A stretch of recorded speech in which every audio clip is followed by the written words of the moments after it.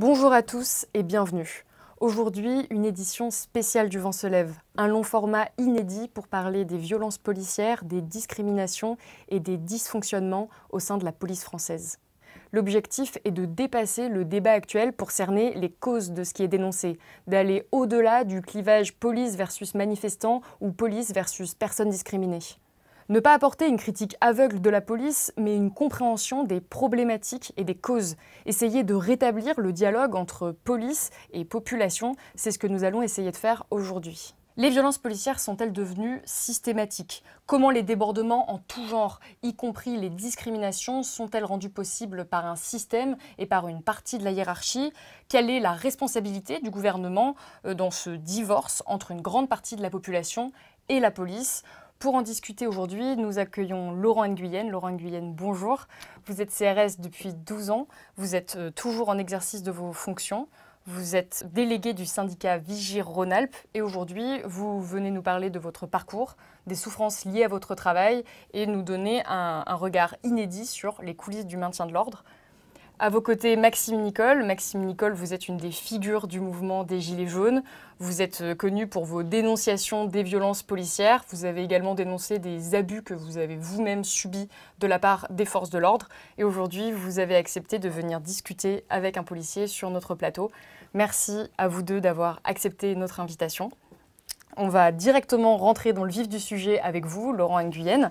Vous exercez toujours en tant que policier, mais aujourd'hui, vous annoncez vouloir quitter la police.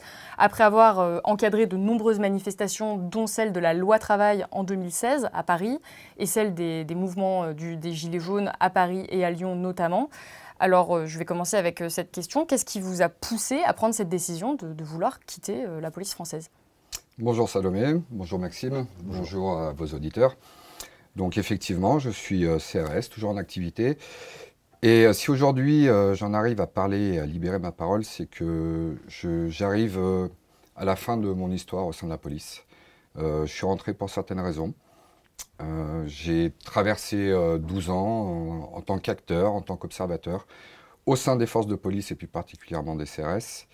Et mon évolution fait que je ne suis plus en adéquation avec mon engagement initial et que j'arrive à la fin de cette histoire. Donc aujourd'hui, pour moi, il est temps de partir. Qu'est-ce que vous entendez par ne pas être en adéquation avec votre engagement initial ?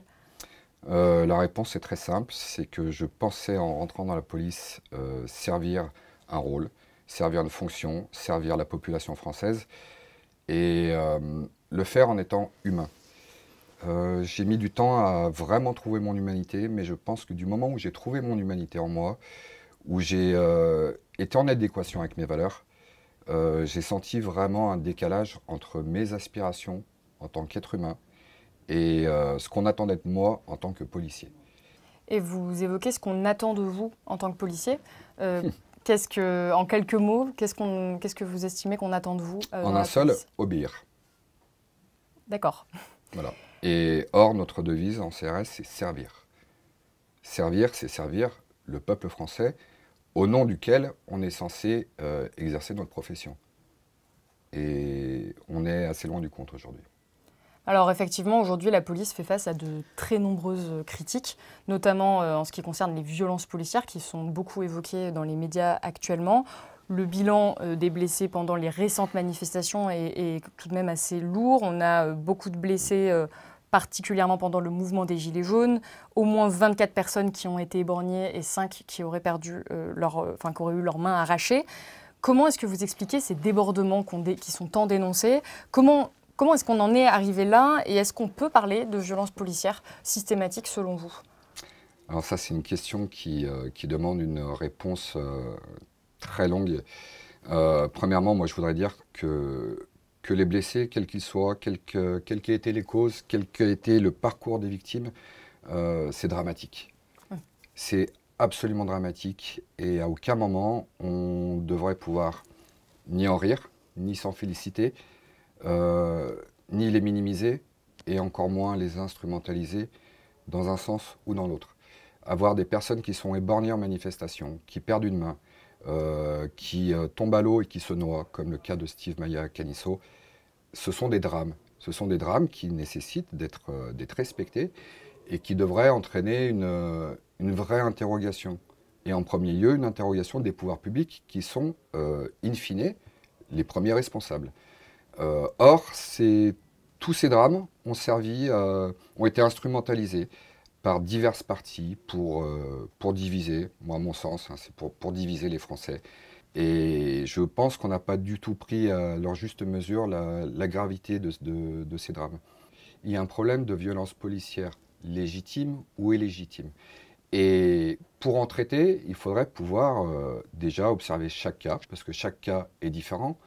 Et pour les observer de manière objective et juste, il faudrait avoir en notre possession les éléments qui permettent d'aborder la situation de manière dépassionnée et objective. Or, ces éléments, la plupart du temps, on ne les a pas. L'institution qui est censée contrôler l'action de la police, c'est l'IGPN. L'IGPN, c'est une sous-direction qui appartient à la police nationale. Donc vous avez en France une branche de la police nationale qui est censée contrôler la police nationale. Donc les autorités de l'IGPN sont placées sous la hiérarchie, la responsabilité directe des directeurs de la police nationale, et donc ils sont placés sous la responsabilité de ceux qu'ils sont censés contrôler. Moi, il me semble qu'il y a un petit problème quand même d'objectivité. Ça pose une question concernant l'impartialité des personnes qui mènent ces enquêtes. Et on a eu plusieurs fois des cas qui laissent songeur sur la partialité des enquêteurs. Oui, on en reparlera un peu plus tard de ces questions de contrôle. Pour rester sur la question du terrain, Maxime Nicole, vous avez participé aux manifestations des Gilets jaunes dès le début. Vous êtes un gilet jaune de la première heure. Et rapidement, vous avez eu une expérience de terrain assez peut-être difficile, on peut dire. Quel est votre regard aujourd'hui sur la police et est-ce qu'il a changé depuis votre engagement dans le mouvement des Gilets jaunes? Bonjour à tous. Merci d'être là parce que c'est très rare de pouvoir avoir ce genre de discussion avec un policier. Mon regard, moi, de la police, ça a beaucoup changé de différentes manières, je dirais. Pour moi, je suis absolument pas contre une police. Au contraire, je suis persuadé qu'il faut une police dans un pays comme le nôtre, mais il faut une police qui soit au service de la population et qui soit détachée du pouvoir qui est en place. Il faut une vraie séparation des pouvoirs. On parle de l'IGPN, la police qui contrôle la police.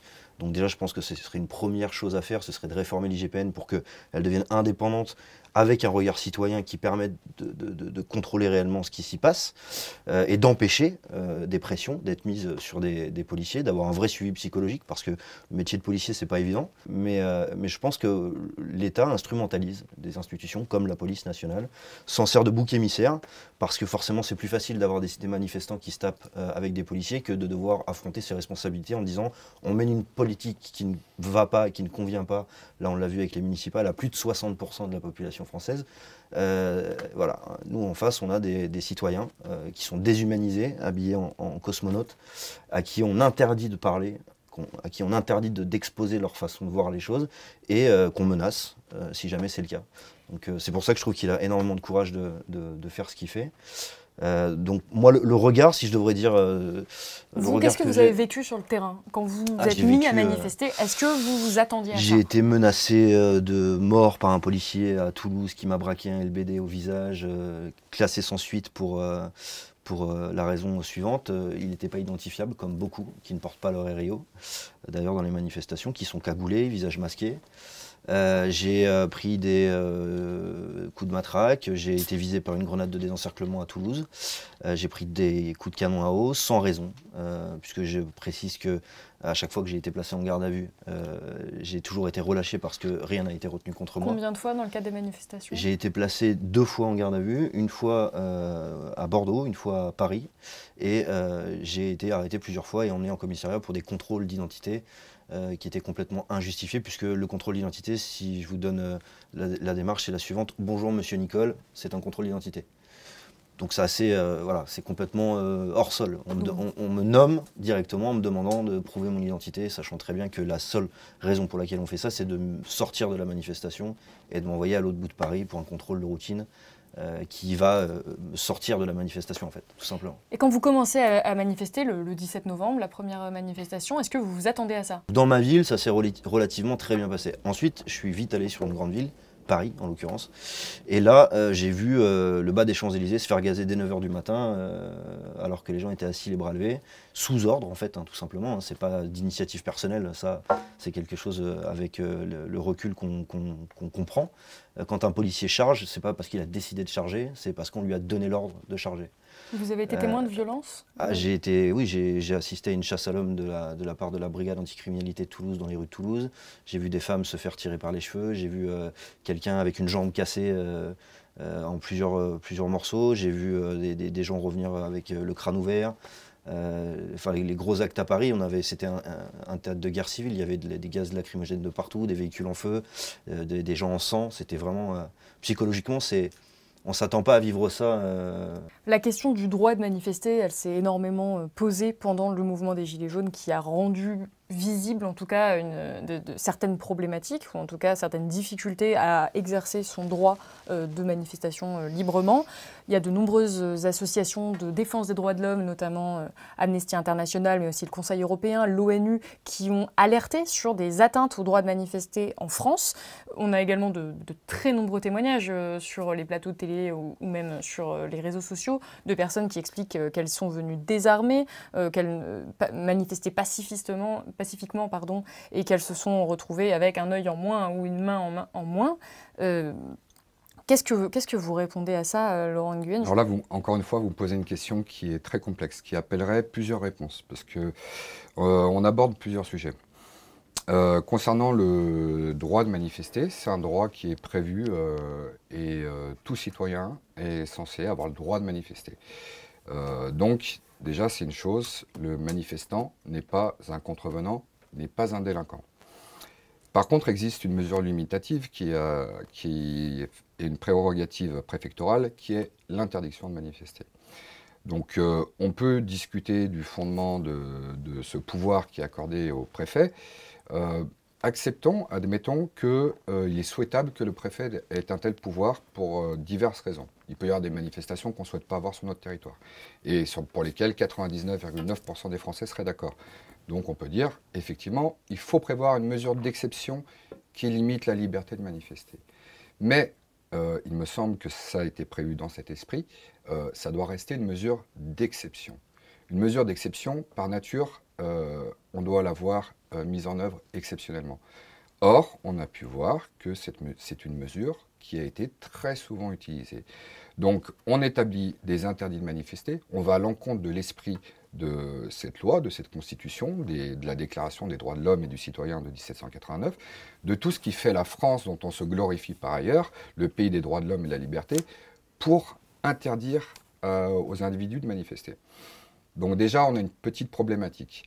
Le problème, c'est que ce petit point de détail, il sert de fondement à l'action des pouvoirs politiques, qui sont les premiers décideurs du maintien de l'ordre, qui ensuite utilisent le préfet, qui a le pouvoir de police, qui va ensuite dérouler ses ordres aux forces mobiles. Forces mobiles, faut savoir qu'on a très peu de liberté sur le terrain. Même un commandant d'unité dans la police ou un capitaine d'escadron a très peu de pouvoir. Et il reçoit des ordres d'un commissaire, il reçoit des ordres dans sa radio, il exécute. En bas de chaîne, tout en bas de la chaîne, vous avez les fonctionnaires de police, la troupe, qui eux, une fois que vous êtes sur le terrain, ils n'ont pas d'autre choix d'obéir. Surtout qu'on a une capacité qui est le devoir de désobéissance à un ordre manifestement illégitime, auquel nous pouvons recourir, mais uniquement si les conditions le permettent. Quand vous êtes en maintien de l'ordre, qu'on a un ordre de charger pour disperser une foule, vous ne pouvez pas demander une confirmation par écrit à votre supérieur hiérarchique. Donc, vous allez obéir. La plupart des situations de violence qu'on a pu voir sur les mouvements des Gilets jaunes ou sur d'autres manifestations viennent d'un ordre initial de se disperser. C'est un ordre qui est prévu. Donc, vous avez un cas qui est un attroupement. Donc, l'attroupement, il est prévu dans le code pénal. C'est un rassemblement de personnes susceptibles de troubler l'ordre public. Le trouble à l'ordre public est très large. il peut vraiment, c'est une notion qui à l'appréciation de ceux qui vont avoir à faire respecter la loi. En gros, 3 personnes qui discutent un peu fort devant un cinéma, on pourrait considérer que c'est un attroupement. Et dans le cadre des NAS, par exemple, on a vu à de nombreuses reprises des NAS sans sortie. C'est-à-dire que les manifestants étaient cernés et ne pouvaient pas partir, Alors, quitter la manifestation. ouais. Alors ça, c'est un cas très classique. Moi, je vais vous dire comment on le vit, nous, quand on est sur le terrain. Je vais vous prendre le cas de la place de l'Étoile, l'Arc de Triomphe, le 1er ou le 8 décembre, quand il y a eu les événements qui ont été énormément relayés. Ça, on pourrait en parler très longuement, le 1er décembre. La destruction, le saccage de l'Arc de Triomphe, vous faites référence à... J'ai pas vu de saccage, j'ai vu des détériorations. Oui. Et d'ailleurs, il faut dire qu'en termes du droit, ce sont des dégradations. C'est pas quelque chose, je ne minimise pas la portée, notamment symbolique. Par contre, nous, on a eu beaucoup de témoignages de la part de policiers qui nous rapportent que ce jour-là, toutes les issues autour de la place de l'Étoile étaient bouclées par des forces mobiles, des CI, des CRS, des gendarmes mobiles, et que donc les personnes qui étaient sur cette place à ce moment-là, qu'ils soient manifestants ou qu'ils étaient de passage, n'avaient en réalité pas d'issue possible. Donc quand on vous donne l'ordre de vous disperser, avec tout ce que ça implique derrière, avec la peur qu'il y a derrière, parce que moi je vais m'adresser aux gens qui ne vont pas en manifestation, qui ne savent pas ce que c'est, qui des fois ont tendance à un peu minimiser les effets des gaz. Moi je peux vous dire en tant que CRS, qui fait usage de gaz, mais qui aussi les subit quand on est en période d'entraînement, le gaz c'est loin d'être quelque chose d'anodin. Je pense que vous serez d'accord avec moi, Maxime. Oui. Et ça engendre forcément des mouvements de foule, des mouvements de peur. Et quand on tire des gaz sur une foule, la foule va fuir. Et qu'est-ce qui s'est passé ce jour-là, place de l'Étoile? Ils se sont retrouvés en face d'autres forces de police qui ont vu une foule arriver vers eux en courant au milieu des gaz. Vous avez une scène qui ressemble absolument à une scène de guérilla. Donc vous vous sentez en légitime défense et vous faites usage de gaz à votre tour. Donc moi, ce que j'interroge, c'est quel était le dispositif réel ce jour-là, place de l'Étoile. Alexandre Langlois a soulevé en premier ce problème. Nous, on aimerait bien avoir une réponse de la part des pouvoirs publics. On aimerait bien que les pouvoirs publics rendent des comptes à leurs administrés pour savoir que s'est-il passé réellement ce jour-là. On aimerait entendre les enregistrements sonores des ordres qui ont été donnés sur les ondes. Parce que moi, ce que je vois, ça me paraît très étrange par rapport à la doctrine d'emploi des forces mobiles qu'on m'a enseignée. Je vois notamment une charge d'une compagnie d'intervention parisienne qui file seule vers l'Arc de Triomphe, qui, fort à propos, de manière très opportune, est filmée par un fonctionnaire de la CI, ce qui normalement n'est pas prévu. Pourquoi cette force charge toute seule? Il y a un dispositif supplémentaire qui avait été utilisé ce jour-là, parce que j'étais présent moi sur l'Arc de Triomphe. Toutes les issues autour de l'Arc de Triomphe étaient bouclées, sauf les Champs-Élysées. Et il y a un dispositif qui a... Donc toutes les rues adjacentes aux Champs-Élysées étaient bloquées. Et il y a un dispositif qui remontait les Champs-Élysées pour pousser les manifestants autour de l'Arc de Triomphe. Donc en fait, on s'est retrouvés complètement nassés. On a fait le tour, ça a duré un moment, hein, on a fait le tour plusieurs fois pour savoir par où on pouvait sortir. Et là, on a effectivement vu une charge avec 2 véhicules supplémentaires de gendarmerie qui ont tourné autour de l'Arc de Triomphe en lançant des gaz lacrymogènes. Je rappelle quand même que les gilets jaunes ont protégé la flamme du soldat inconnu, vidéo, photo à l'appui. Ensuite, ça a commencé à gazer, à lancer des pavés, etc., à charger. Et il y a un groupe d'individus, et pour avoir été présent, je peux vous garantir que ce n'était pas des Black Blocs. Ces gens sont arrivés, on était encerclés. Donc forcément, les policiers savaient qui y avait à l'intérieur. Personne n'aurait pu rentrer. Vu que c'est un dispositif hermétique, on laisse rentrer personne dans un dispositif. On a donc toutes les issues qui sont bloquées, un ordre de disperser, et ça c'est quelque chose qu'on a retrouvé à plusieurs reprises pendant les manifestations. Est-ce que c'est légal ? Je ne peux pas vous dire si c'est légal. En tout cas, ça ne correspond pas du tout à la doctrine d'emploi des forces mobiles.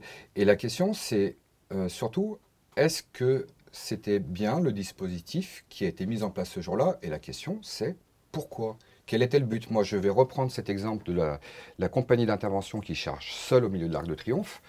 En tant que professionnel du maintien de l'ordre, j'ai quand même 12 ans d'exercice, donc je ne suis pas un expert tel que les experts de BFM de plateau, mais j'ai ma petite expérience en la matière. Je ne comprends pas, quand j'ai vu ces images, j'ai dit, je ne comprends pas à quoi vise cette charge. Et je vais vous dire, moi, ce qui me pose problème.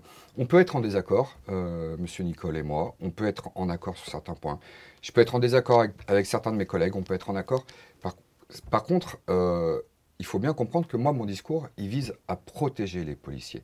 Je suis délégué syndical policier. Je m'exprime d'ailleurs dans ce cadre-là et uniquement dans ce cadre-là. Pour moi, les policiers sont aussi victimes de ce dispositif et de ces ordres. Parce que déjà, d'une part, ils sont instrumentalisés. On les amène à commettre des actes avec lesquels ils n'ont pas forcément un accord. Et on les met dans une situation qui est difficile. Et la population est victime également parce qu'on instrumentalise son opinion.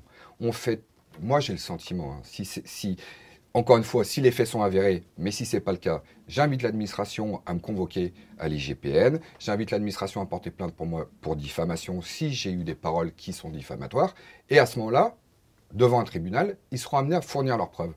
Donc, à livrer les enregistrements sonores du dispositif de ce jour-là. Donc, à défaut de me poursuivre, je considérerais que malheureusement, je dis bien malheureusement, cette théorie pour laquelle on a eu plusieurs témoignages est conforme à ce qui s'est passé ce jour-là. Et là, si c'est le cas, moi je dis à mes collègues, nous sommes victimes également, comme les manifestants, d'autorité. Je ne sais pas à quel niveau, à quel échelon ça se situe qui a eu ces décisions-là, mais d'une instrumentalisation. Et moi, je ne suis pas rentré dans la police pour être instrumentalisé à des visées politiques. Bon, en 12 ans de carrière, je pourrais vous citer de nombreux exemples de cas qui prêtent à interrogation, encore une fois, et même des exemples de manipulation grossière. Par exemple manifestation Gilets jaunes. Désolé, c'est encore les Gilets jaunes. Hein. Manifestation Gilets jaunes à Valence. C'était une manifestation régionale. Je ne saurais pas vous situer à quel moment c'était. C'était au cours du printemps 2019. Il pleuvait énormément ce jour-là. Ils annoncent dans les médias, attention, on attend 10 000 manifestants Gilets jaunes à Valence, préfecture de la Drôme, dont 5 à 10% de casseurs. Bon, petit calcul rapide, 5 à 10% de 10 000, ça fait entre 500 et 1000 casseurs. Moi, le plus grand nombre de casseurs que j'ai vu, c'était pendant les manifestations contre la loi Macron-El Khomri en 2016. C'était 700 à 800 casseurs estimés. On les a bien vus, effectivement, ça faisait bien entre 700 et 800 personnes. C'est vraiment impressionnant. Mais c'était dans la capitale, en 2016. Donc, moi, ça me paraît suspect, entre 500 et 1000 casseurs à Valence. Soit, c'est annoncé par tous les médias. Je cherche un petit peu sur les médias internet et je vois qu'il y a une seule source à cette information-là, la préfecture de la Drôme.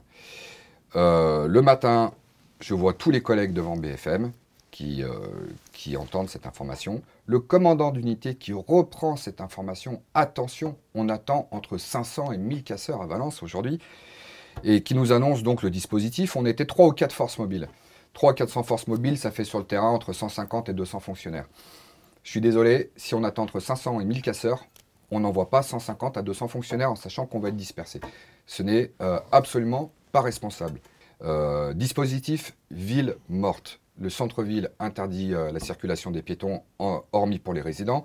Donc les autres contribuables n'ont pas le droit d'accéder à l'espace public. Les commerçants ferment boutique, perte d'exploitation. Très bien, le mouvement des Gilets jaunes est rendu impopulaire. Je ne sais pas si c'est la volonté, mais c'est une conséquence. La manifestation débute. Sur les ondes, rien. On nous annonce le nombre de participants, environ 5000 participants. Nous, on se retrouve avec un groupe, on est 6 à boucher nos rues. 6. Qu'est-ce qu'on fait si on a entre 500 et 1000 casseurs, dont certains auraient des volontés d'homicide, par exemple? Ça peut arriver, hein. On peut être victime d'agressions mortelles. Qu'est-ce qu'on fait à 6 face à 500 000 casseurs? Et le parcours, le cortège continue son parcours sur les ondes, rien. Vous avez peur à ce moment-là? Non. Non, pour moi c'était une évidence. D'ailleurs, mes collègues s'en souviendront très bien. J'étais dans le véhicule parce que j'étais chauffeur, je suis descendu du véhicule sans mon casque et j'ai montré qu'il n'y avait aucune raison d'avoir peur parce qu'il n'y avait pas de casseurs ce jour-là. Fin des courses, 0 casseur identifié. Alors comment vous expliquez ça? Manipulation du directeur de cabinet de la préfecture de la Drôme. Et si c'est faux, je l'invite à porter plainte contre moi pour diffamation. Il s'en est vanté quelques semaines plus tard devant un de mes collègues lors d'un meeting de la République En Marche pour les élections européennes. Donc ça, je le dis, je le maintiens. Gardien de la paix, Nguyen Schondorf, délégué Vigimis CRS Rhône-Alpes. Je porte cette accusation de manipulation. Donc ce n'est pas un délit, c'est un mensonge. Donc ce n'est pas un délit. Et quelles sont les conséquences potentielles? C'est que par exemple, des policiers pourront avoir des comportements un peu plus offensifs parce qu'ils s'attendent à ce qu'il y ait des casseurs. Mais moi, j'ai vu des collègues qui avaient la trouille. Vous vous retrouvez à 6 face à 500, à 1000 personnes potentiellement très hostiles et agressifs. Évidemment que vous avez peur. Quand on a peur, qu'est-ce qu'on fait? Tout être vivant a la même réaction, même une guêpe. Une guêpe a peur, elle se défend. Et le deuxième effet, c'est qu'ils ont fait ce dispositif ville morte. Mais aucune conséquence, aucune prise de conscience à l'issue, aucune réaction, indignation de la part des personnes qui ont été impliquées dans ce dispositif pour dire mais on s'est vraiment foutu de notre gueule. On nous a instrumentalisés. Et ça aurait pu avoir des conséquences graves. J'ai pas vu de réaction, alors après je n'ai pas suivi non plus tous les médias valentinois, mais des commerçants, de la population pour dire mais qu'est-ce qui s'est passé? Ils étaient où vos casseurs? Donc moi je demande au directeur de cabinet de la Drôme, de la préfecture de la Drôme, où étaient ces fameux casseurs? Quelles étaient les informations dont vous disposiez pour annoncer dans les médias qu'il y allait avoir entre 500 et 1000 casseurs à Valence ce jour-là? Vous avez des infos, produisez-les. Vous avez 12 ans d'expérience dans le maintien de l'ordre. Est-ce que vous avez constaté un changement de doctrine au fil des années? Pas vraiment, parce que moi je suis rentré dans la police après je ne sais pas si ça se dit, le ministériat, le mandat en tant que ministère de Nicolas Sarkozy, qui avait déjà instauré le poison dans la police nationale. Donc moi je n'ai pas vraiment vu de dérive politique du chiffre. Une forme de corruption des esprits avec les primes au mérite, qui sont absolument scandaleuses. Et la peur. Les policiers, alors je sais qu'ils n'aiment pas que je dise ça, je suis navré, c'est pas du tout une attaque contre eux, mais je crois que beaucoup de policiers ont extrêmement peur de leur administration. Déjà, je pense qu'il y a beaucoup de policiers qui vont absolument trouver ça incroyable que je m'exprime de cette façon sur un média. Moi, j'ai absolument pas peur. Peur dans quel sens? Peur de quoi? Peur pour leur évolution de carrière, peur des sanctions, peur des pressions. En quoi un fonctionnaire de police, à quel titre, il serait privé de son droit de parole? Il me semble que la liberté de penser, la liberté d'expression sont des valeurs qui sont sacrées pour tout le monde, mais notamment pour les policiers. Et même les policiers ont peur de parler. Les policiers ont même parfois peur de parler entre eux. Ils ont peur de défendre une opinion. Mais c'est dramatique, parce que vous mettez des gens qui ont une responsabilité fondamentale dans notre pays, dans une situation de peur, de mal-être pour certains, et ça a des conséquences. Un policier malheureux, ça peut être un policier violent. Et vous évoquiez tout à l'heure la question des casseurs. C'est une question qui fait grand bruit dans les médias, à plusieurs reprises qui a pu être mise en valeur. En tout cas, les casseurs ont été beaucoup filmés, notamment pendant les manifestations de Gilets jaunes, et on a vu une escalade de la violence. Maxime Nicole, quelle approche vous avez de ces casseurs? Est-ce que vous avez été à leur côté? Est-ce que vous les avez vus agir? Est-ce que vous les connaissez? Et dans quelle mesure ils ont un rôle dans une manifestation aussi massive que celle des Gilets jaunes? Est-ce que c'était les Gilets jaunes qui étaient casseurs? Est-ce que c'est des groupes qui viennent de l'extérieur? Comment ça se passe? Alors déjà, je les connais, non pas forcément. En tant que manifestant, on croise beaucoup de gens dans les manifestations. Donc je ne les connais pas personnellement. Après, j'ai observé deux choses différentes. Ce qu'on appelle le Black Bloc. Ça, c'est toujours annoncé comme étant des casseurs, sauf que le Black Bloc n'est pas constitué de casseurs. Le Black Bloc, c'est constitué de gens qui sont en général contre l'autorité, contre la hiérarchisation des décideurs. Donc c'est souvent des gens qui se mettent entre les forces de l'ordre et les manifestants pour justement quand ça gaze, quand ça commence à vouloir charger puisqu'il y a des ordres de donner, pour protéger les manifestants. À côté de ça, il y a Donc les Black Blocs ont un code vestimentaire qui est le noir complet. À côté de ça, il y a des casseurs qui sont avec le même code vestimentaire. Donc d'un point de vue extérieur, c'est impossible de faire la différence entre un Black Bloc et un casseur. Dans le mouvement des Gilets jaunes, je suis très critiqué parce que je défends le fait de ne pas partir dans la violence. J'ai toujours essayé de temporiser les choses parce que je pense pas que ce soit en se tapant les uns les autres sur la gueule qu'on va réussir à faire quoi que ce soit. Bien que, en tant que militant, je comprends aussi qu'il y a une colère. Je comprends aussi que cette colère, elle est légitime, mais pas forcément, encore une fois, en différenciant police et manifestants, parce que, en fait, quand vous avez des factures qui arrivent à la maison, c'est la même chose que quand la grand-mère du coin a ses factures à payer. C'est difficile de remplir un frigo. C'est difficile, surtout quand on est en bas de l'échelle sociale. C'est difficile quand on est petit patron, c'est difficile quand on essaye de réussir et qu'on n'a pas le réseau de connaissances, la place à l'Assemblée nationale ou les amis des lobbies qui vous financent une campagne électorale. Donc c'est une violence qui est appliquée dans la vie des citoyens tous les jours, quel qu'il soit, avec ou sans uniforme. Aujourd'hui, on ne voit pas un seul métier qui se plaint pas. Et pas qui se plaint juste pour se plaindre pour le plaisir. On se plaint pourquoi? Parce qu'il y a des injustices concrètes, réelles, factuelles, et ça fait ressortir de la colère parce que derrière, il n'y a pas d'écoute. Moi, quand je vous entends parler, je me dis, c'est bien, on avance. Au moins, il faut réinstaurer ce dialogue. Parce que ce qui les arrange, c'est qu'on n'arrive pas à se parler. C'est qu'on ne puisse pas se parler.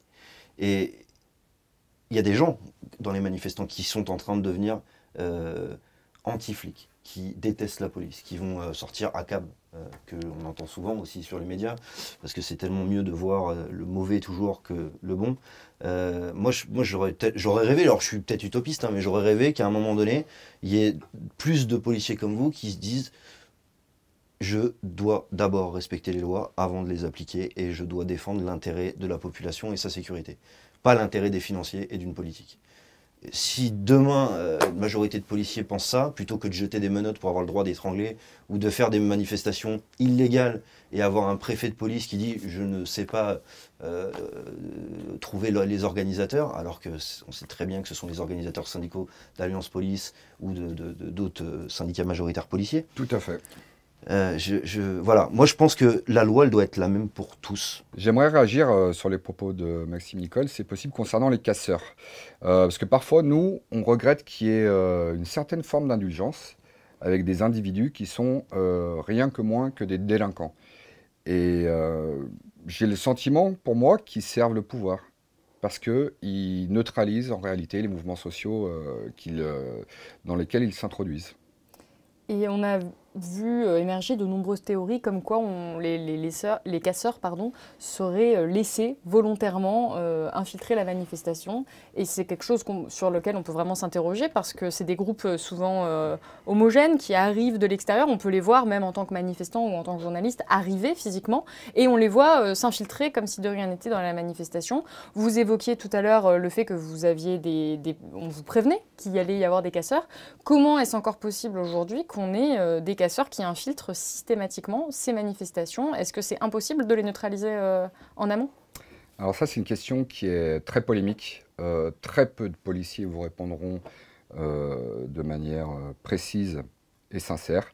Moi, clairement, avec 12 ans d'expérience de maintien de l'ordre, j'ai le sentiment, personnellement, que parfois, les casseurs, on les laisse faire.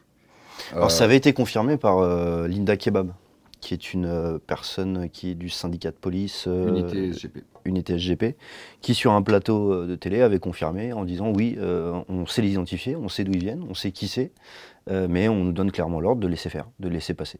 Dans le même temps, il y a des personnes qui viennent juste pour casser. Donc là, je ne parle pas de Black Bloc, je parle de casseurs, de gens qui débarquent et qui n'ont aucune revendication, qui viennent piller un magasin, péter, voilà, casser, brûler, on ne sait pas pourquoi.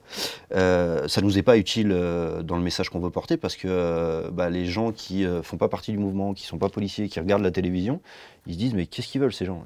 Pourquoi des gilets jaunes sont dans la rue? Qu'est-ce qu'ils veulent? On essaye de faire passer le message, mais on n'a pas le boulevard de parole publique.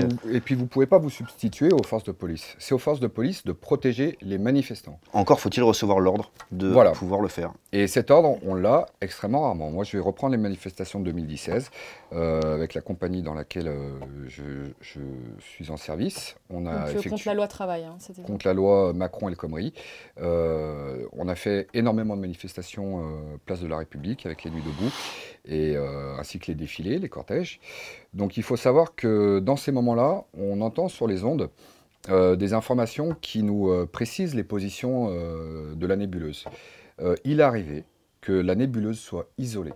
Il était possible de les maintenir isolés, de procéder à des contrôles d'identité, à des interpellations.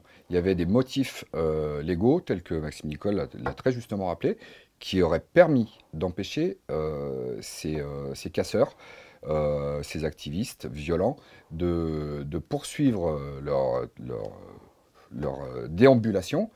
Et il a été donné ordre de les laisser partir. Ce sont des cas qui se reproduisent. Je ne crois pas qu'il y ait beaucoup de CRS ou de fonctionnaires des CDI, des gendarmes mobiles ou même des effectifs en civil qui sont mobilisés sur les maintiens de l'ordre, qui puissent me contredire. Ce sont des choses qu'on constate. Donc après, la question que je me pose, c'est pourquoi ? Pourquoi ? À quoi ça sert ? C'est extrêmement perturbant. Enfin, moi, par exemple, tout à l'heure, la question était posée de savoir ce que je pensais de la police. Si, à mon humble avis, en tant que manifestant et en tant qu'opposant politique, la Bravem et la BAC, c'est deux services qui portent atteinte à l'honneur de la police, je pense, mais alors de façon énorme. Parce que la plupart des violences policières que j'ai pu voir, moi, elles n'étaient pas faites par des compagnies républicaines de sécurité qui étaient en statique pour empêcher l'accès à une rue, ou par des gendarmes mobiles. La plupart des violences que j'ai vues, c'est lors de charges pour, soi-disant, intercepter un individu, mais en fonçant le 1er mai, par exemple, de 2019. J'y étais. Le cortège était hyper compact, très serré. Tiens, parlons-en. Et il y a eu des gazages en plein milieu de la foule. Les gens étaient en panique. Il y avait des paniques, des gens qui étaient en détresse respiratoire parce que vous ne pouvez pas bouger quand vous êtes collés les uns les autres. Et dans le même temps, il y avait des compagnies de Bravem qui chargeaient avec coups de matraque, etc., pour aller chercher un individu en plein milieu du truc. Le facteur humain pourrait être largement diminué si les ordres étaient donnés de façon à calmer les choses. Et sur la question de ces unités de police, qu'est-ce que vous répondez, Laurent Nguyen, à ce qu'explique Je vais répondre à plusieurs points qu'a soulevé Maxime Nicole. D'abord, la BAC, pour moi, c'est une unité qui n'est absolument pas honteuse. Je connais des fonctionnaires qui sont affectés en BAC, qui sont des gens très très bien, qui sont des policiers admirables. Il y a vraiment des super flics et des bonnes personnes au sein des BAC. Après, comme dans tout service de police, mais comme dans tout service professionnel, quel qu'il soit, il peut y avoir des mauvais comportements, il peut y avoir des dérives humaines, effectivement. Là, je parlais plus de l'utilisation qui en est faite lors de maintien de l'ordre. Voilà. Mais il ne faut pas tout confondre. Les Braves M, c'est quelque chose de très particulier. Les effectifs en civil qui ont été déployés sur les maintiens de l'ordre, c'est encore un autre cas. Vous avez eu des effectifs en civil qui sont souvent assimilés à des BAC, qui en réalité étaient des effectifs qui étaient issus de plusieurs services qui n'étaient absolument pas formés au maintien de l'ordre. Vous savez, des gens qui étaient affectés dans des bureaux qui ne traitaient que des délits routiers, qui se sont retrouvés du jour au lendemain sur le terrain, et dont certains, on a des témoignages de fonctionnaires qui ont été équipés de LBD alors qu'ils n'avaient pas l'habilitation. Et pourquoi ? Comment c'est possible ? Pourquoi mettre des... Je vais revenir à votre première question. Obéir ? Oui, mais dans la hiérarchie, il faudra leur poser la question. Pourquoi mettre sur le terrain des personnes qui ne sont pas formées au maintien de l'ordre ? Je ne peux pas vous répondre, il faudra leur poser la question. Est-ce que c'est une question d'effectifs, manque d'effectifs ? Moi, je crois qu'il y a eu une très très grosse panique fin 2018 au sein des gouvernants et qu'ils ont employé toutes les cartes qu'ils pouvaient jouer. Même les cartes qui devraient pas forcément faire partie du jeu. Donc pour les BAC, j'aimerais qu'on respecte les bons fonctionnaires de BAC, qu'on respecte la BAC en général. Ce sont des gens qui font un travail admirable, ce sont les primo-intervenants en cas d'attentat, en cas de séquestration, en cas de viol. Ce sont des gars qui font vraiment un travail remarquable, et la plupart des collègues de BAC sont des gens qui méritent le respect. Les Braves M, j'ai beaucoup plus de problèmes avec cette unité. Pas pour les fonctionnaires qui la composent, mais sur le fait même qu'on ait réinstauré les voltigeurs. Les voltigeurs, c'était une unité qui a porté un terrible discrédit sur la police française dans les années 80, l'affaire Malik Oussekine notamment. qui s'est soldée par la mort de Malik Oussekine. Moi, je n'aurais pas cru, dans ma carrière, revoir les voltigeurs au sein de la police nationale. Je suis, personnellement, humainement, je suis choqué de revoir à nouveau des voltigeurs. Est-ce que vous pouvez rappeler ce que c'est exactement que des voltigeurs pour quelqu'un? Binôme de policiers sur une moto, avec un policier qui pilote, un policier qui est armé d'un tonfa ou d'une matraque. Voilà. Et le but, c'est de semer. Le but, c'est... Mais quel est l'objectif? Dispersé par la peur. Moi, d'un point de vue d'un manifestant, c'est dispersé par la peur. Et selon vous, Laurent Nguyen? Je ne sais pas. Vous ne savez pas pourquoi on n'a rien Je ne sais pas, instauré? il faudra demander aux autorités. Moi, ce qui m'interroge, c'est pourquoi personne n'a fait le lien dans les médias mainstream. Pourquoi est-ce qu'on n'a pas évoqué cette question? Comment ça se fait qu'on remet en fonction les voltigeurs? Ça a été évoqué sous la mandature de Nicolas Sarkozy, pardon. C'était encore inimaginable. Et là, aujourd'hui, nouveau président, le président de tous les Français, tac, on remet les voltigeurs. Mais moi, j'ai un problème avec ça. Très clairement, j'ai un problème avec ça. Et les professionnels du maintien de l'ordre, les CRS, les gendarmes mobiles, les CI, on a été de plus en plus mis en retrait et on a envoyé des unités qui n'étaient pas formées pour le maintien de l'ordre. Effectivement, moi, de ce que j'ai vu des pratiques qui ne correspondent pas aux pratiques qui nous sont enseignées en CRS et qui ne me semblent pas concourir à des manifestations apaisées. Vous évoquiez tout à l'heure la question du respect. Et on remarque de plus en plus, et dans certaines manifestations, qu'il y a des slogans qui émergent comme mort à la police, des velléités très agressives à l'encontre de la police qui ont pu suivre certaines vidéos de violences policières, ou en tout cas de scènes de matraquage au sol, notamment de certains manifestants, qui ont pu choquer une partie de la population. Et donc il y a certaines personnes aujourd'hui qui disent ne plus respecter la police. Est-ce que vous avez remarqué ça? Est-ce que vous avez remarqué des personnes qui ont pu être choquées, qui ont pu avoir peur, qui ont pu être déçues par la police au sein des manifestations, Maxime Nicole? Alors, je gère un groupe qui fait plus de 150 000 membres.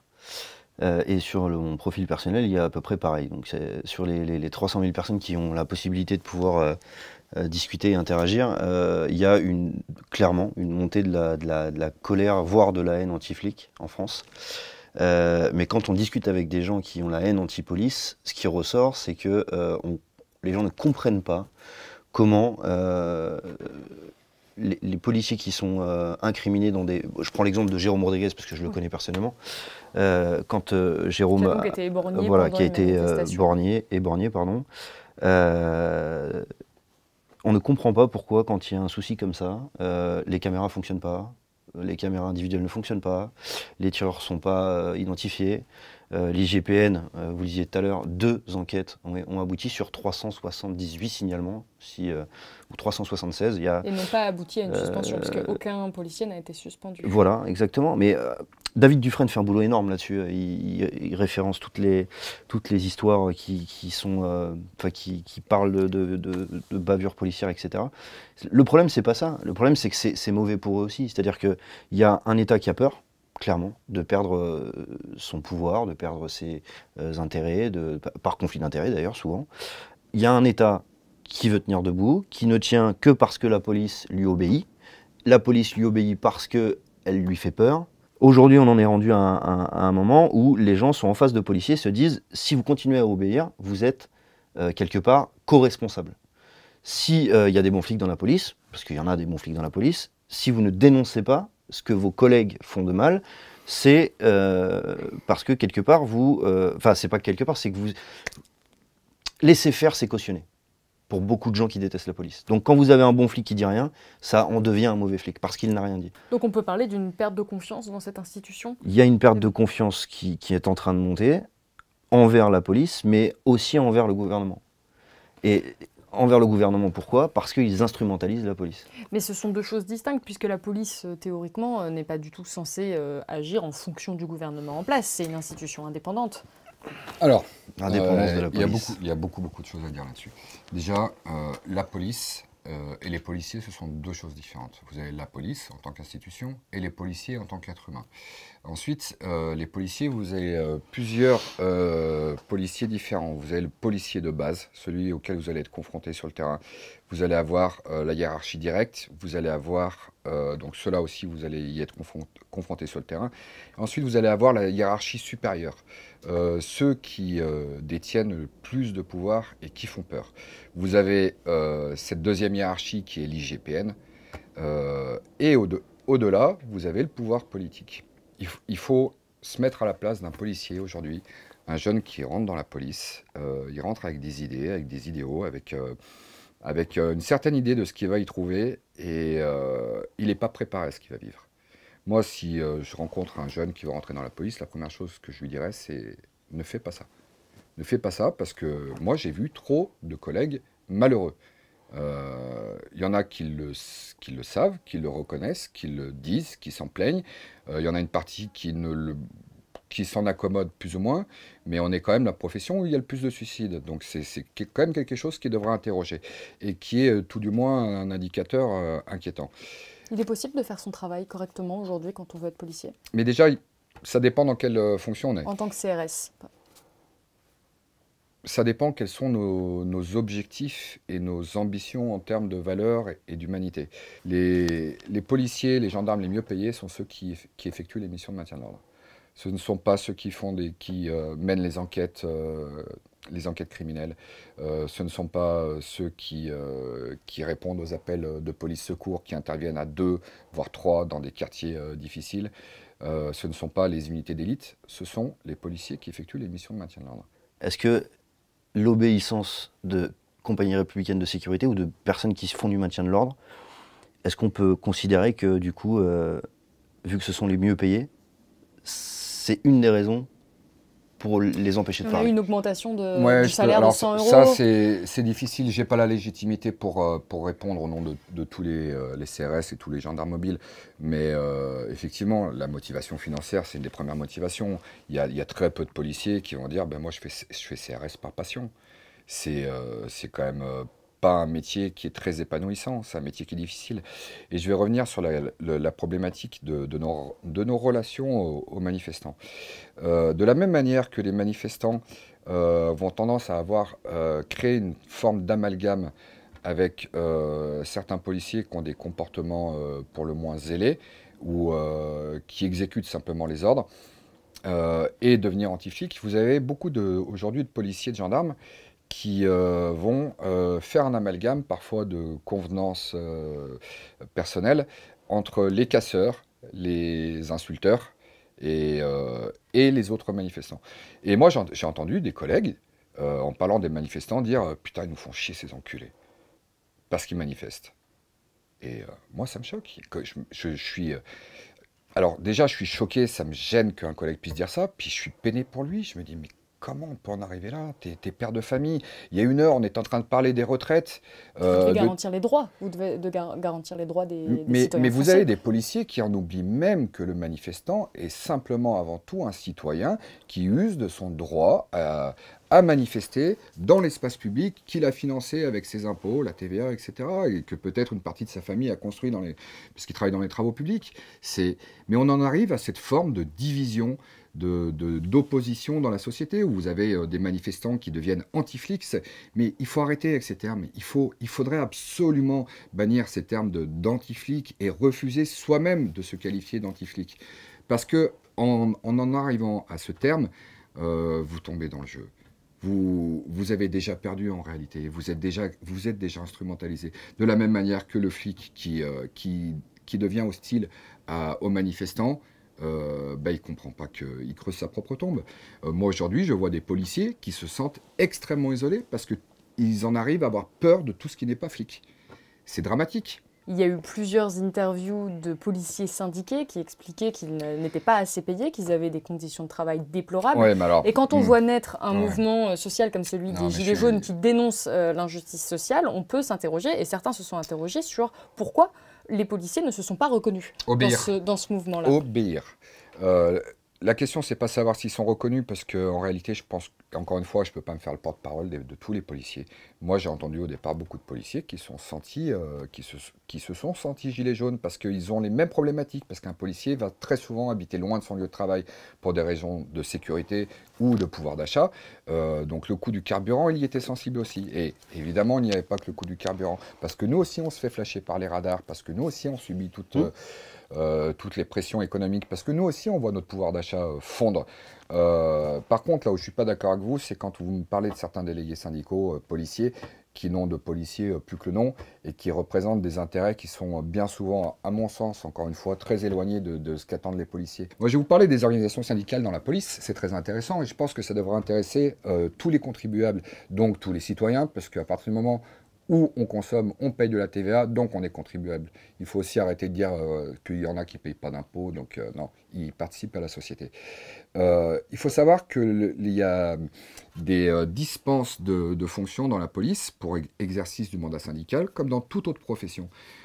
Sauf que dans la police, c'est extrêmement opaque. On ne sait pas quel est le montant de temps de dispense totale, mais il est estimé entre 600 et 1000 temps plein pour l'ensemble de la police nationale uniquement.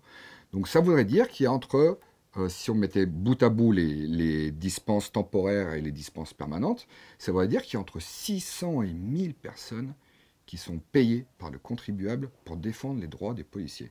Mais vous entendez toujours le même son de cloche, et puis je suis désolé, et moi vraiment je prends mes collègues à témoin.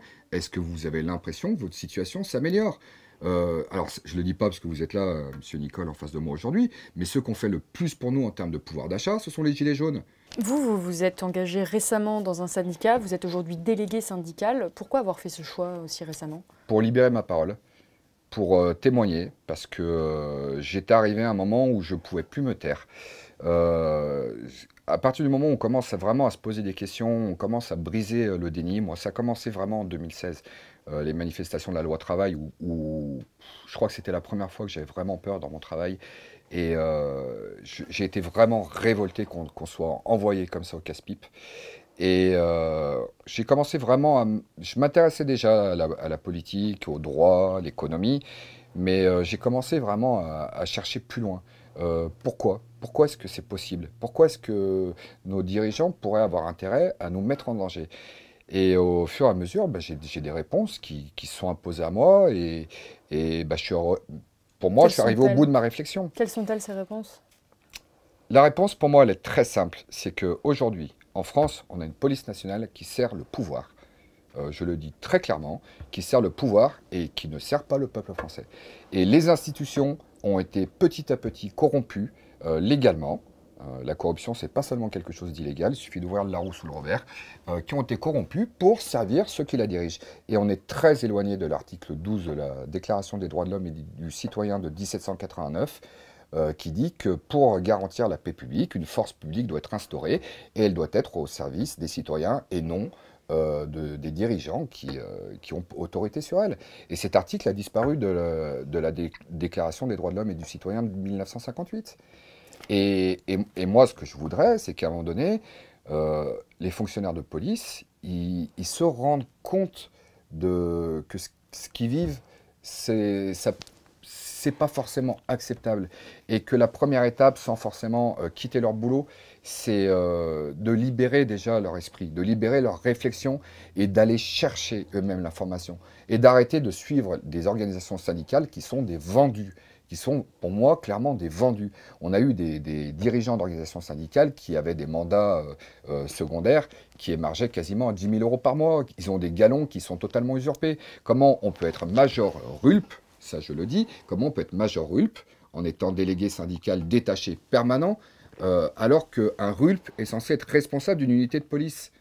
C'est pas possible, puisque vous n'êtes même plus sur le terrain. Est-ce que pour vous, il est possible aujourd'hui d'être policier et de penser, de remettre en question les ordres, par exemple, qui peuvent être donnés ou le fonctionnement même de l'institution? Alors, il nous reste quelques moyens qu'on peut utiliser. Donc, vous avez déjà l'obligation de désobéissance à un ordre illégitime. Donc ça c'est intéressant. Le code de déontologie, il n'interdit pas de donner un ordre illégitime. Il interdit d'y obéir. Donc il reporte la faute sur le subordonné de l'ordre illégitime. C'est quand même extraordinaire. Et donc, vous avez la possibilité de désobéir à cet ordre. Enfin, vous avez l'obligation de désobéir à cet ordre illégitime. Si vous y obéissez, vous êtes coupable. On ne nous parle pas du donneur d'ordre. Par contre, il est prévu à la suite toutes les sanctions possibles si vous désobéissez et que l'ordre n'était pas illégitime. En sachant que l'organe qui va être juge et partie est la fameuse IGPN. Donc, pour répondre à votre question, est-ce qu'aujourd'hui il est possible de faire son métier en étant humain et juste? Moi, je quitte la police. Donc ma réponse, me concernant, moi je n'en suis pas capable. J'aimerais revenir sur la question du dialogue. C'est la raison pour laquelle je vous ai réunis aujourd'hui ici sur ce plateau. Est-ce qu'il est possible de rétablir le dialogue entre les citoyens et la police? Et si c'est possible, comment y arriver? Maxime Nicole, selon vous, qu'est-ce qu'il faudrait faire pour que ces citoyens qui disent ne plus avoir confiance en la police, qui disent même détester la police, comment fait-on pour réussir à les convaincre de respecter la police, de faire confiance à nouveau en cette institution? Waouh, ça c'est une question à 10 000 €. Moi, à chaque fois que faire se peut dans les manifestations, je parle et je tente de parler à un CRS ou à un policier. Déjà en lui disant par exemple, tu sais que si jamais il y a un responsable de nommer, ce ne sera pas ton chef, ce ne sera pas le préfet, ce sera toi. Donc là, ce que tu es en train de faire, réalise ce que tu es en train de faire, parce que quand ils chercheront des responsables, c'est toi qu'ils iront chercher. Donc pour me protéger, je fais en sorte toujours d'avoir le numéro du RIO de la personne qui se trouve en face de moi. Et bizarrement, ça a le double effet. Non seulement ça me protège, mais en plus ça le protège parce qu'une fois qu'il sait qu'il est identifié, il réfléchit avant d'obéir à un ordre. Mais qu'est-ce qu'on pourrait dire, par exemple, aux manifestants? Qu'est-ce qu'on pourrait faire? Qu'est-ce qu'on pourrait changer dans l'institution? Changer les codes, moi, je peux vous dire, moi, mon point de vue de policier. Il y a quelque chose vraiment qui est détestable quand on est policier. Il faut déjà comprendre, quand on est sur un maintien de l'ordre, à la base, on n'est pas hostile aux manifestants. Déjà, souvent même, souvent, on ne connaît même pas les revendications. Il faut savoir que des fois, dans une journée, on fait 3, 4, 5 maintiens de l'ordre différents. On est baladé dans Paris et on ne sait même pas sur quoi on va. Première chose, c'est quand on a des slogans hostiles en face de nous, au niveau du dialogue, c'est très mauvais. Donc même si ce sont que 10% des manifestants qui tiennent ces slogans, vous avez quand même naturellement une tendance à faire un petit peu d'amalgame. Mais n'est-ce pas le rôle de la police, finalement, d'être capable de ne pas faire ces amalgames et de maintenir... Alors, je suis bien d'accord, sauf que vous avez quand même des êtres humains derrière l'uniforme. Moi, c'est ça que je voulais parler tout à l'heure. C'est vraiment important de dire aux manifestants... quelles que soient les rancœurs, quels que soient les motifs que vous avez de colère, en face de vous, les policiers que vous avez ce jour-là, les gendarmes que vous avez ce jour-là, ne sont très certainement pas ceux que vous avez vus la semaine précédente. Vous avez des êtres humains, et bien souvent parmi eux, vous avez des êtres humains qui sont en souffrance également, qui sont en souffrance psychologique, qui subissent également le poids de ce système, le poids de leur hiérarchie, qui sont aussi victimes de ce contre quoi manifestent les manifestants. Je vais vous prendre le cas des manifestations pour les retraites. On est concerné, hein, on est absolument concerné. Et si vous avez des slogans hostiles, mais on part directement sur un très mauvais pied. Déjà, les manifestants, il faudrait qu'ils prennent cette responsabilité-là. Je sais bien que c'est difficile parce que ça leur laisse beaucoup de responsabilités. Imaginons qu'elle soit prise. Imaginons que nous arrivions à faire en sorte que les manifestants ne scandent plus des slogans anti-police. Est-ce que ça résout pour autant les dysfonctionnements et la crise de la confiance? Alors, ça pourrait faire baisser le niveau de violence de certains policiers parce qu'effectivement, des fois, on a des actes qui sont zélés. Moi, j'en ai été témoin, j'en ai même été coupable. Ça m'est arrivé de faire preuve d'un zèle qui n'était pas justifié il y a quelques années quand j'étais moi-même en souffrance. Et donc, la première chose que moi j'aurais envie de dire, ça va être difficile à comprendre, mais si les citoyens qui veulent améliorer la société, il faut qu'ils pensent que les policiers sont leurs policiers, il faut qu'ils se les réapproprient et il faut qu'ils les protègent. Il faut aujourd'hui protéger les policiers. Protéger les policiers, tiens, je vais en profiter pour... la police. Je vais citer le livre, le très très bon ouvrage d'Alexandre Langlois, L'ennemi de l'intérieur. Il faut protéger les policiers de leur administration. Je le dis très clairement, aujourd'hui, le pire ennemi des policiers, c'est leur administration. Parce que, alors là, on va Mais c'est pas du on va ressort des m'accuser- manifestants, Oh, non, Là, non, c'est non, pas là, du le- ressort le des- souci, c'est c'est que- le ressort de tous les citoyens. Et je vais terminer là-dessus. Là, je pense que je vais avoir droit à une petite convocation, voire une procédure disciplinaire. On peut m'accuser notamment de déloyauté. Moi, je vais être très clair. Moi, j'accuse les responsables de la police nationale, les directeurs, les sous-directeurs, tous ceux qui ont une part de responsabilité, qui ont des postes à responsabilité, de déloyauté envers les fonctionnaires de police. Parce qu'ils ne font pas ce qui est en leur pouvoir, sciemment ou involontairement, ils ne font pas ce qui est en leur pouvoir pour protéger les policiers. On a vraiment une profession qui est en souffrance, c'est dramatique. Le nombre de suicides, le nombre de cas d'alcoolisme, le nombre de collègues qui sont en souffrance, et vraiment ça me met en colère. Ça me met en colère parce que derrière, en plus, ils osent instrumentaliser ceux qui se sont suicidés en prenant, en les mettant, on va dire, en les affichant comme si c'était les victimes de leur guerre. Non, il y a une partie des policiers qui se suicident à cause de l'administration. À cause de l'administration. Mais c'est comme les violences illégitimes policières, ça n'existe pas. Donc, on ne peut pas le prouver. Donc, ils ne reconnaîtront jamais des torts qu'ils nient. Mais le premier ennemi des policiers, c'est l'administration, pour moi. Et je suis prêt à le défendre. Hein, je peux aller à l'IGPN, je peux aller en commission de discipline, j'en discuterai avec eux, je leur exposerai mon point de vue, il n'y a aucun problème. Même au tribunal, s'ils estiment que j'ai commis un délit pénal. Et Maxime, Nicole, vous disiez que c'est pas aux citoyens de défendre les policiers. Eh bien justement, si. Parce qu'aujourd'hui, les policiers ont été privés de leur parole. Encore une fois, c'est scandaleux, mais de quel droit un policier n'aurait pas le droit de s'exprimer? Vous savez qu'aujourd'hui, moi, je m'exprime en tant que délégué syndical. Le mandat syndical est censé me protéger. Dans les mêmes limites, alors le code de déontologie dit que j'ai un droit d'expression plus large, mais dans les mêmes limites que le devoir de réserve de ma fonction, en gros. Ce qui ça veut dire quoi? Ce qui veut dire... ouais. Rien, ça veut dire que j'ai pas le droit de parler. Ben moi, le droit, je le prends. Donc si vous estimez que je commets une faute, ben vous pouvez me punir, mais pour moi, ce sera illégitime. Donc ça ne me pose pas de problème. Parce que moi, aujourd'hui, je refuse d'obéir à un code de déontologie qui, par certains articles, est illégitime. J'obéirai à ce qui est légitime. Maxime, Moi, je Nicole, voulais, qu'est-ce je que vous voulais, répondez à... juste préciser un truc par rapport au fait que ce soit des êtres humains. Ça, je pense que c'est logique, on est tous des êtres humains. Mais en face de vous, quand un manifestant vous regarde, vous ressemblez à un Power Rangers, pour rendre ça sympathique. Mais c'est dans le sens, vous êtes équipé lourdement, souvent masqué, parce que maintenant il y en a qui mettent des cagoules, pas identifiables. Donc quand vous avez un manifestant, moi en tant que manifestant, quand je fais en face de quelqu'un qui est équipé comme ça, je me dis, il est où l'être humain? Je cherche en fait. J'essaye de parler, l'ordre est donné de refuser de parler, pour pas qu'il y ait de lien, donc ça c'est depuis aussi Sarkozy, les policiers ne peuvent pas discuter avec les gens. Comme le dialogue n'est pas possible, alors qu'on défend les mêmes choses, et qu'on se bat pour les mêmes choses à la base. Moi, je me bats pour que tout le monde puisse vivre dignement, c'est policiers compris. Il n'y a pas de distinction. Qu'il soit blanc, black, beurre, petit, grand, que ce soit une femme ou un homme. La justice sociale, c'est une justice sociale pour tous. Donc, pour moi, j'ai pas de conflictualité avec la police. J'ai une conflictualité avec l'utilisation qui en est faite et le fait qu'on déshumanise des fonctionnaires de police pour servir des intérêts financiers. C'est ça qui m'embête. Parce qu'au final, quand on est devant un barrage de police, c'est pas des humains qu'on voit. C'est des boucliers. Mais malheureusement, je ne peux que acquiescer en grande partie, parce que tout est fait pour nous déshumaniser. Et pour pas qu'il y ait de dialogue On entre n'a vous. absolument aucune latitude. Comment on fait pour déshumaniser les policiers? Ça commence très vite. C'est d'abord l'intimidation.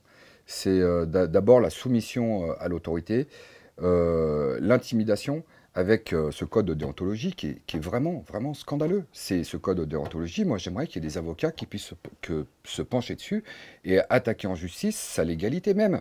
Parce que pour moi, il est illégal. Il y a des articles qui sont illégaux. De quel droit on peut interdire à un citoyen français la liberté d'expression?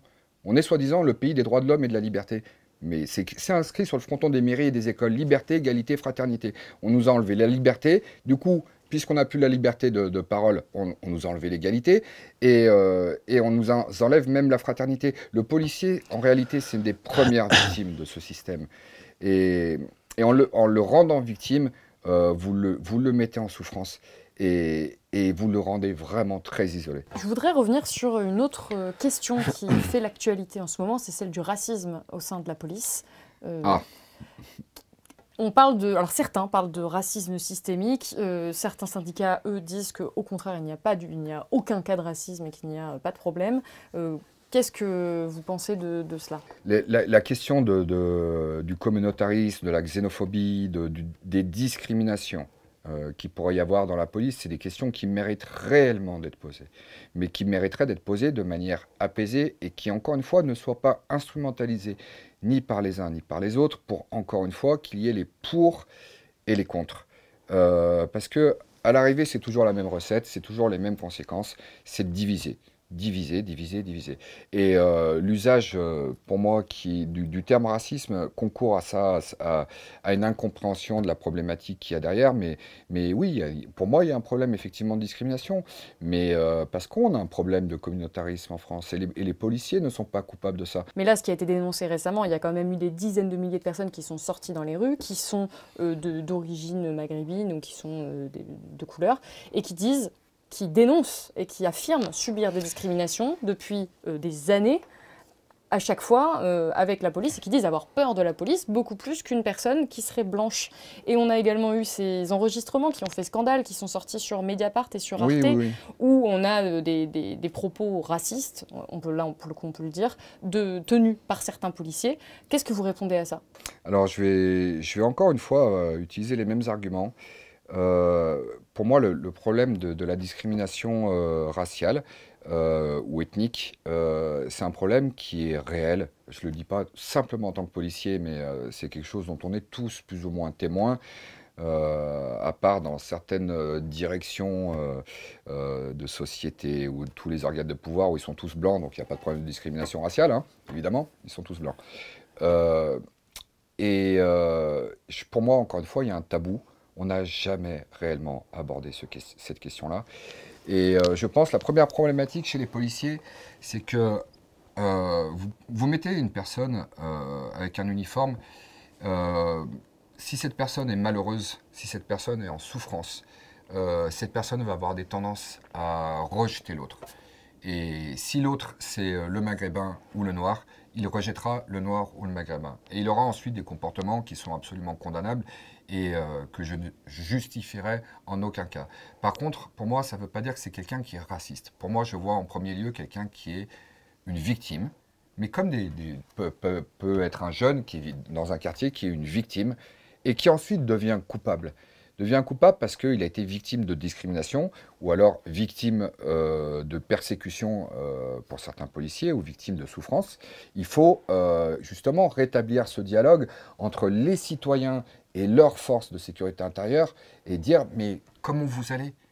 Il faut de la bienveillance, il faut de la fraternité, il faut de l'humanité, il faut se parler. C'est ce qu'on est en train de faire pour dire vous, qu'est-ce qui se passe? Pourquoi est-ce que vous êtes amené à avoir ce type de comportement? Moi, je pense à ces jeunes flics qui ont eu des paroles,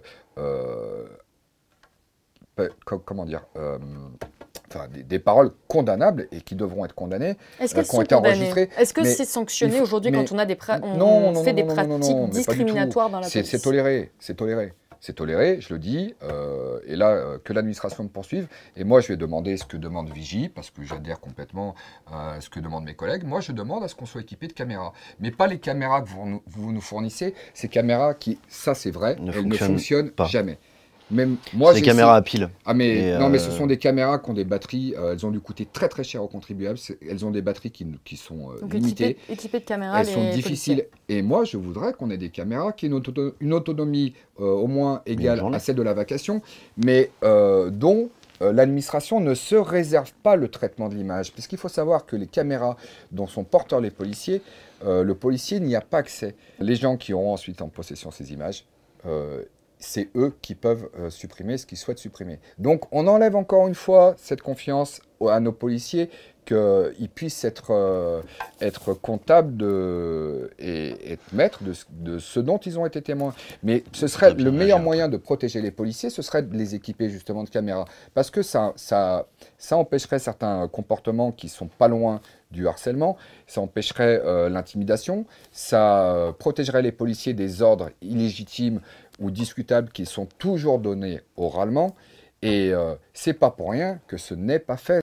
Maxime Nicole, pour résoudre certains des dysfonctionnements au sein de la police, on a évoqué donc le port des caméras, également de revoir les institutions de contrôle comme l'IGPN.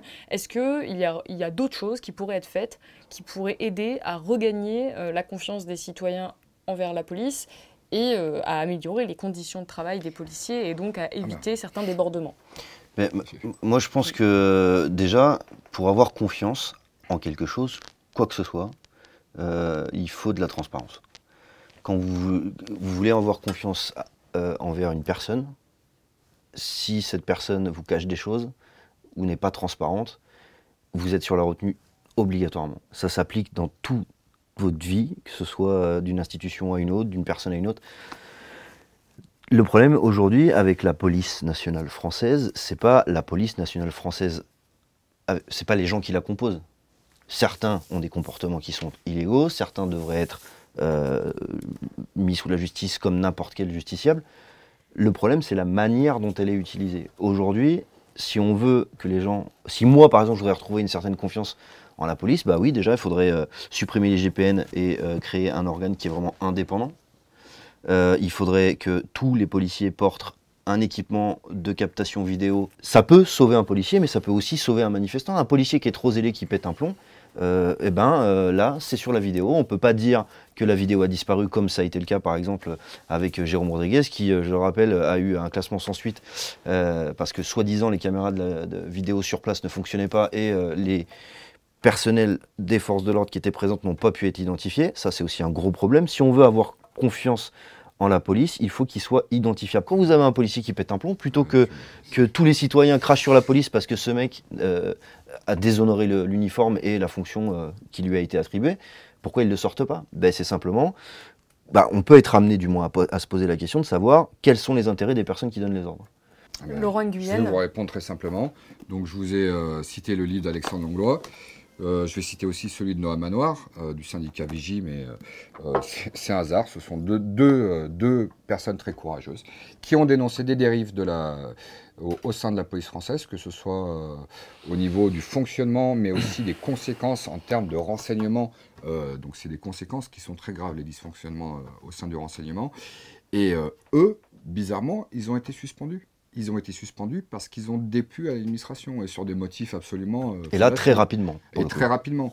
Donc le problème, c'est cette IGPN. Cette IGPN, elle est, à mon sens, illégitime.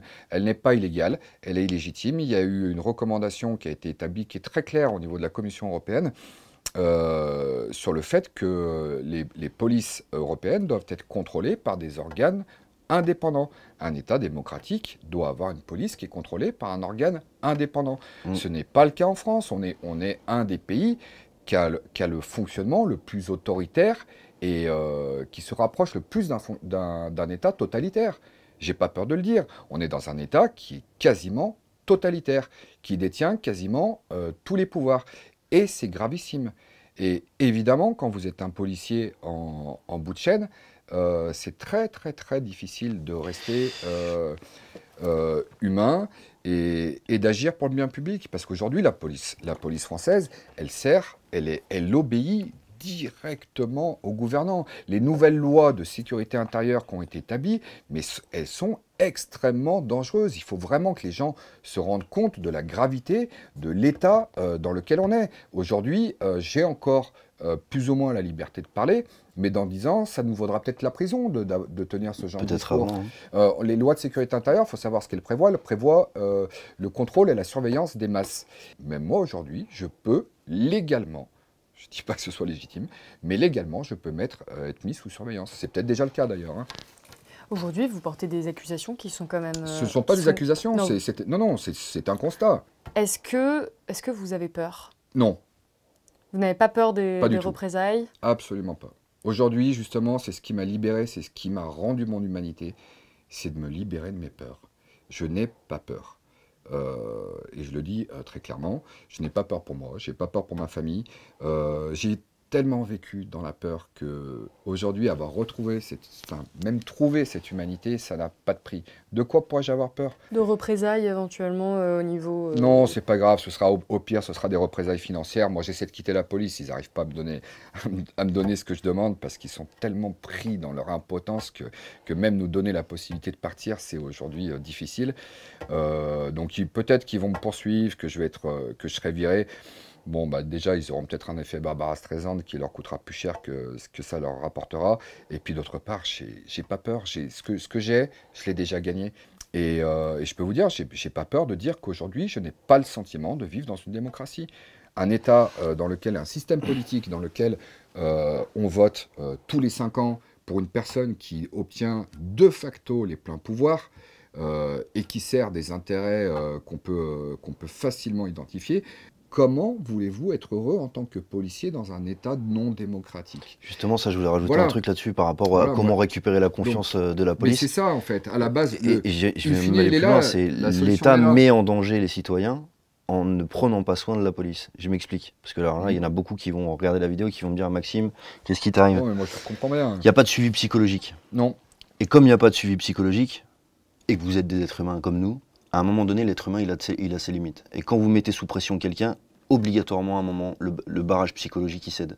Quelqu'un qui ne peut plus se calmer soi-même, à un moment donné, il devient dangereux pour soi-même et pour les autres. Ah, mais Sauf que c'est clair. la différence entre un manifestant qui pète un plomb et qui vient à lancer un pavé, une canette, ce qui est répréhensible par la loi, est-ce que, voilà, on pourra en discuter aussi, mais la différence, c'est que lui, il n'a pas une arme dans les mains, et qu'un policier qui pète un plomb, lui, il a potentiellement un 9 mm, puisque vous avez tous un 9 mm sur vous, armé, chargé, prêt à tirer, un LBD si vous êtes équipé, et potentiellement un cougar qui, à bout portant, peut être mortel aussi. Donc, un policier qui pète un plomb, il est potentiellement dangereux. Qui fait en sorte que ce danger existe? C'est encore une fois les mêmes responsables, une administration qui met en danger des citoyens en faisant péter les plombs à des flics. Pourquoi? Bah, aujourd'hui, on l'a vu, il y a combien?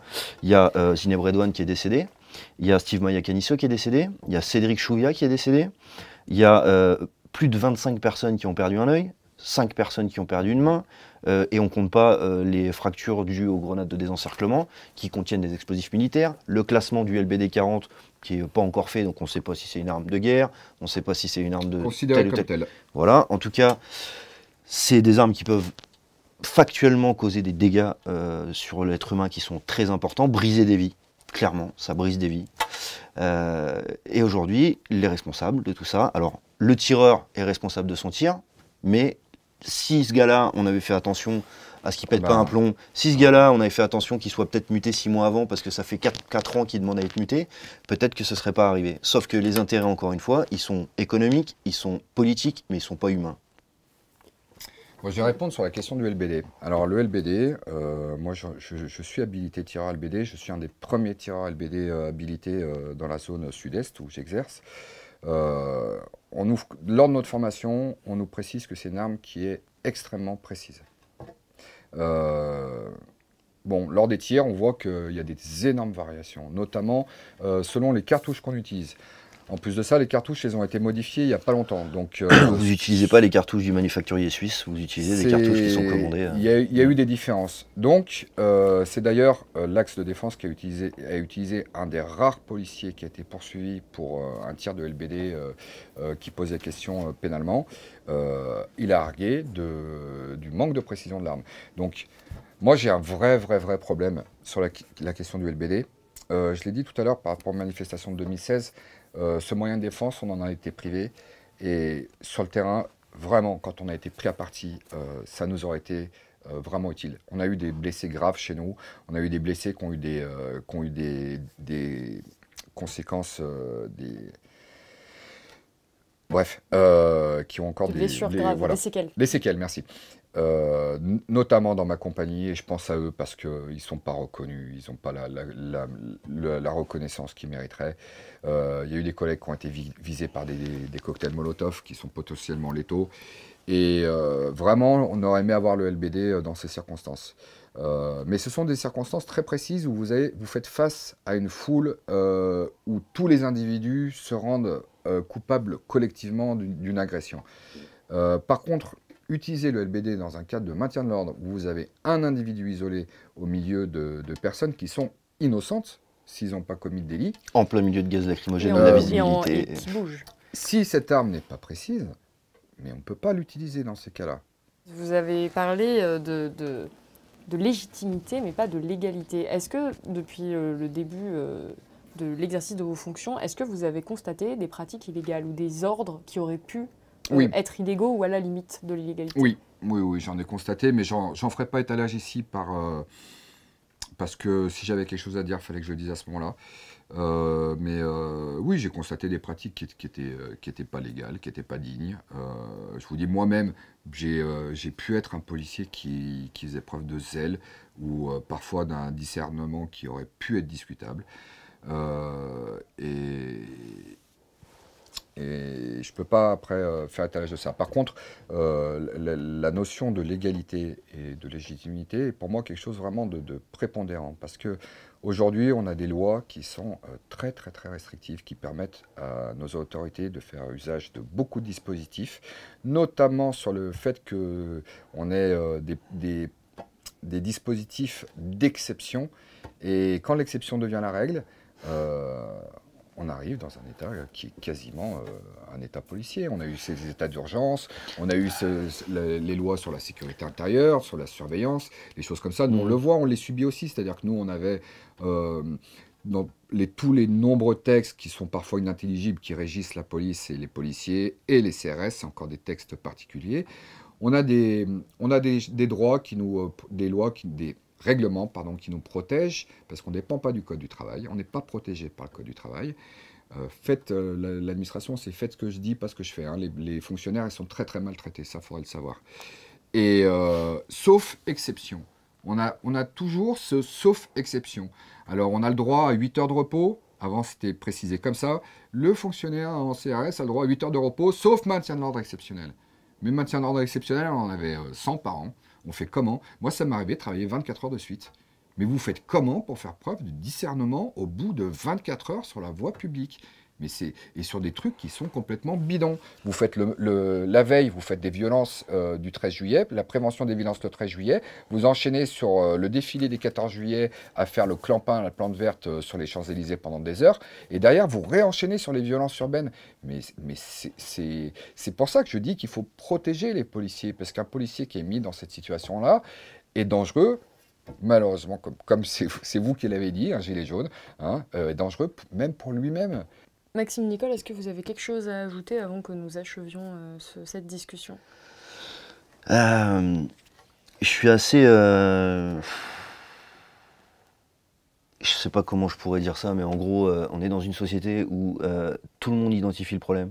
Tout le monde sait d'où ça vient. Et on perd du temps, il y a des vies qui s'en vont, il y a des gens qui souffrent, il y a des gens qui... Et je me dis, des fois, il faut juste un petit truc pour que les choses changent.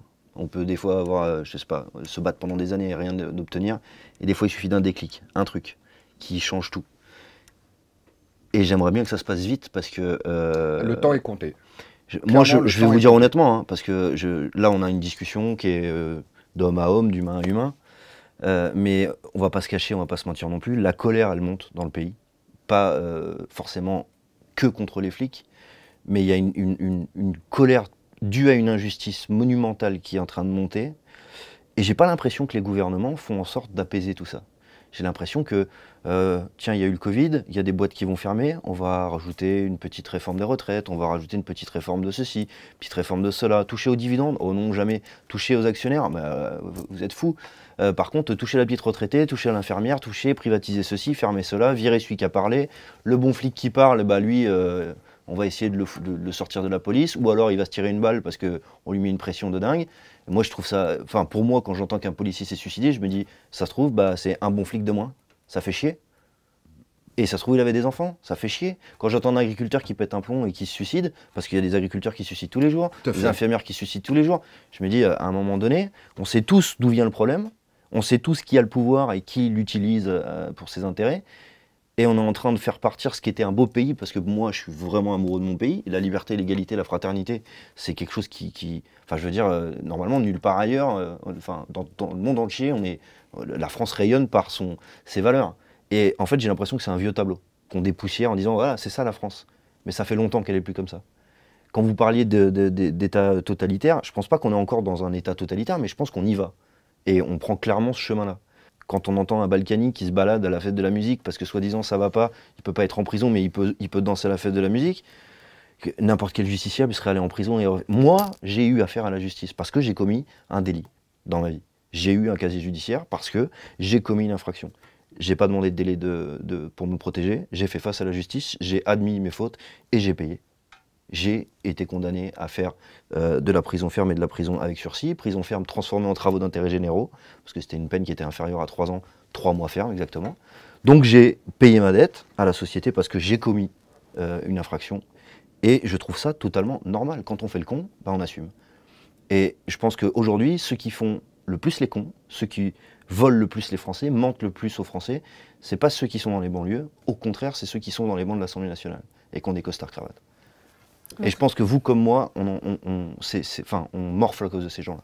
Je voudrais que les gens ils se rendent compte que la situation elle est vraiment en train d'évoluer dans un sens qui est dangereux, qui est inquiétant, et qu'il y a une majorité silencieuse qui n'a pas conscience de ce qui se passe. C'est pas parce que vous n'avez rien à vous reprocher aujourd'hui qu'il faut vous inquiéter. C'est que demain, si ça continue comme ça, on va se retrouver dans une société à la chinoise où on sera noté, où on pourra nous priver de nos devoirs civiques, de nos droits civiques. Et vraiment, le danger, c'est qu'on arrive dans une société où on ne pourra plus réagir, où ce sera trop tard. Et il faut réagir, il faut suivre Le Vent se lève, il faut suivre Maxime Nicole, il faut suivre des gens comme Noah Manoir, comme Alexandre Langlois. Vous faites passer un message très fort aujourd'hui aux citoyens. Est-ce que vous auriez un message à faire passer aux policiers? Qu'est-ce que vous diriez aux autres CRS Exact, comme je leur dirais exactement la même chose, sauf qu'avec encore plus de sympathie et de bienveillance, parce que j'effectue ce métier. Je sais qu'il y en a qui ne seront pas d'accord avec moi, mais moi, mon message, il vise juste à être bienveillant. J'aimerais avoir tort, dire on vit dans le plus beau des pays du monde, dans la plus belle démocratie, où chaque citoyen peut exercer son pouvoir souverain de citoyen. Bon, voilà, j'arrive pas à le croire. J'aimerais que les policiers se rendent compte que ils n'ont pas de raison d'avoir peur de l'administration, ce devoir de réserve, on peut le contester, on peut le critiquer, on peut remettre en question. Ça ne veut pas dire désobéir, hein. Ça veut dire exister en tant qu'être humain et faire preuve du plus grand discernement possible, du plus grand recul possible, de penser à eux, de penser à leur bien-être. Et vraiment, s'il y a des policiers qui sont en souffrance, ne commettez pas l'irréparable. Vaut mieux un arrêt de travail qu'un suicide. L'arrêt de travail, demandez de l'aide, demandez pas de l'aide à l'administration. Et ça vaut pour tous les métiers. Demandez pas de l'aide à l'administration. Vous pouvez nous contacter à Vichy, vous pouvez contacter n'importe qui en dehors, mais c'est tellement dramatique de penser qu'un policier, une policière, un gendarme met fin à ses jours. Vous avez beaucoup parlé de la responsabilité de l'administration. Est-ce que vous diriez aux policiers de se rebeller contre cette administration ? Non, certainement pas. Non, je dis, il faut pas, j'appelle pas une révolution violente et radicale dans la société ni avec l'administration. Il faut déconstruire ce qui ne fonctionne pas et reconstruire quelque chose qui fonctionne. Et ensuite, libérez votre parole et soyez bienveillants les uns envers les autres, même si quelqu'un est en désaccord avec vous. N'en arrivez pas au rejet, à la violence. C'est pas du tout un discours de bisounours, c'est un discours vraiment courageux. C'est difficile aujourd'hui d'être bienveillant et de refuser le rejet de l'autre. Donc réapproprions-nous notre pays, réapproprions-nous notre humanité, notre vie. Écoutez, c'est la fin de cette émission. Merci beaucoup Laurent Nguyen d'avoir eu le courage de venir sur notre plateau aujourd'hui. Merci à vous Maxime Nicole également d'avoir accepté notre invitation et d'avoir participé à cet échange constructif et enrichissant. C'est la fin de cette émission. N'hésitez pas à suivre Le Vent se lève sur Facebook, sur YouTube, sur Twitter, à partager cette vidéo. Et si vous appréciez notre travail, vous pouvez faire un don à l'association Le Vent se lève sur Helloasso. Et puis moi, je vous dis à bientôt.